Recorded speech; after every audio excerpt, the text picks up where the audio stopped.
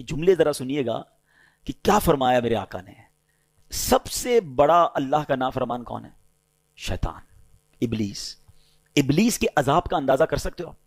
जिसने सारी दुनिया को गलत काम पे लगाया है, सारी दुनिया को बुरे कामों की तरफ जो लगा रहा है, सारे कुफार को कुफर पे लगाने वाला। आप हम तो इमेजिन ही नहीं कर सकते ना उसके अजाब, उसके गुनाह और अल्लाह के गजब का उस पर।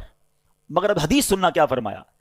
आका फरमाते माँ बाप के नाफरमान और इबलीस के दरमियान सिर्फ जहन्नम में एक दर्जे का फर्क होगा। आप यकीन, अगर इसकी वो कहना हैबत को समझो, जो अगर समझदार इस बात को समझे ना तो रोंगटे खड़े हो जाएंगे।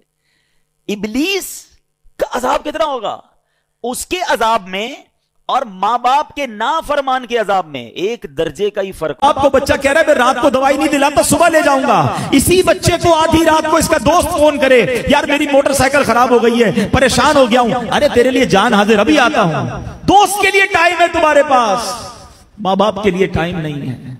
वल्लाह मैं सही बताऊं, उन बच्चों के पैसों का नसीब जागा है कि जिन बच्चों के पैसे मां बाप पर खर्च हो जाएं। हैं? लोग बच्चे ये भी कह रहे होते माँ बाप को कि ये मेरे हैं, मैं आपको क्यों दूं, मैंने कमाए, तुफ है। ये कोई बातें करने वाली बाप से? जिस बाप ने अपने पेट काट काट कर हमें खिलाया, अपनी ख्वाहिशें मार मार कर, हो सकता है कभी बचपन में किसी खिलौने की दुकान से हम गुजरे हों और हमने कहा अबू ये खिलौना लेना है, बाप के जेब में पैसे थोड़े हों, बाप ने अपने लिए कुछ खरीदने का सोचा हो, मगर सोचा होगा कोई बात नहीं, जूते नहीं लेता, कोई बात नहीं, आज ये वाला खाना नहीं खाता, बच्चा रो रहा है उसको खिलौना दिला दूं। उन्होंने हमारी ख्वाहिशें पूरी की और आज बच्चा ये कह रहा है कि ये पैसे मेरे हैं। यकीन करो तुम्हारे पैसों का नसीब जागा है अगर किसी तरह तुम्हारे माँ बाप पर तुम्हारे पैसे खर्च हो जाए। इससे अच्छा मेरे पैसों का, इससे अच्छा मसरफ क्या है कि ये पैसा माँ बाप की खिदमत में खर्च हो जाए।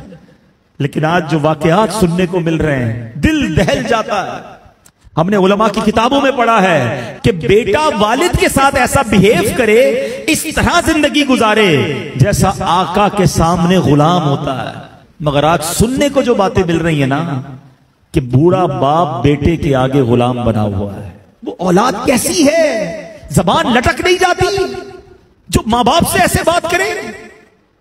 हक ये है कि औलाद को डरना चाहिए कि कहीं मेरे मां बाप नाराज ना हो जाए। हदीस पाक है, मेरे आका अलैहिस्सलाम फरमाते जिसका मजमून है मां बाप ही तेरी जन्नत है, मां बाप ही तेरी दोजख है।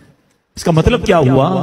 यानी मां बाप राजी हो जाए तो रब भी राजी हो जाएगा, जन्नत मिल जानी है। और माँ बाप नाराज हो गए फिर नहीं काम आनी इबादतें। दीन का काम करें बहुत अच्छी बात है, मगर ये देख लो कि माँ बाप राजी हैं कि नहीं, ये बहुत जरूरी है। हम बाज़ औक़ात इस तरफ से चूक जाते हैं। ये पहला